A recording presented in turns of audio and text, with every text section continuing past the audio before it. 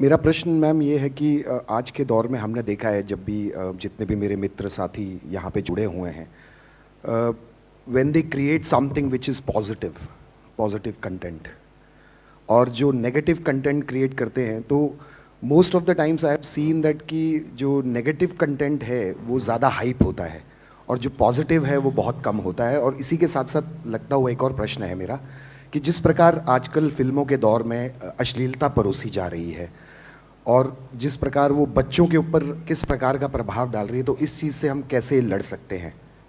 तो इसमें मुझे आपके कुछ कमेंट्स चाहिए होंगे। धन्यवाद। ये चीज़ से हम भी फिल्म इंडस्ट्री में बहुत जूझते हैं, किसी ना किसी तरह का सेंसेशनलिज्म जो है। जब मैं फिल्मों में आई थी 2005 में, तो एक्ट्रेस का काम सिर्फ और सिर्फ आइटम नंबर करना होता था। मैं आइटम नंबर के खिलाफ रही। जो खानों के साथ बड़ी बड़ी फिल्में मुझे ऑफ़र हुई जिनमें मात्र एक शोपीस बन के आना होता है, मैं उनके खिलाफ रही।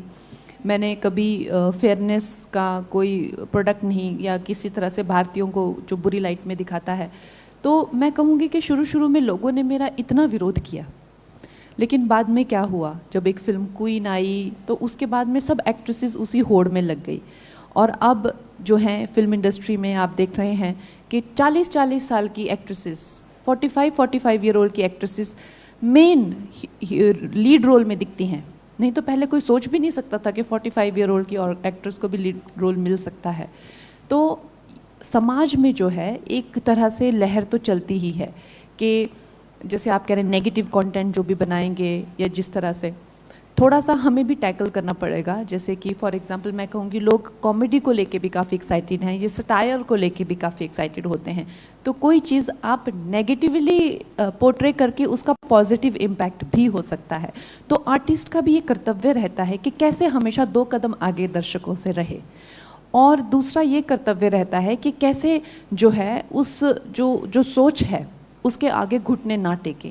जैसे फॉर एग्जांपल अब फिल्में इतनी ज़्यादा, मेरी फिल्म जो तेजस आई थी, जो एक सैनिक की जीवन पे बनी हुई थी, ठीक है वो फिल्म नहीं चली, लेकिन क्या मैं अपनी विचारधारा बदल दूँ? क्या मैं भी वो काम करने लग जाऊं जो फिल्म इंडस्ट्री करती आ रही है, कर रही है? नहीं, आप अपनी विचारधारा पे डटे रहिए। उसके लिए सबसे ज़्यादा ज़रूरी है किन लोगों के साथ आप उठते बैठते हैं, किन लोगों के आप विचार ग्रहण करते हैं, किन लोगों को आप फॉलो करते हैं, क्या आपके प्लान है, आप उन पर डटे रहिए और सफलता ज़रूर मिलेगी।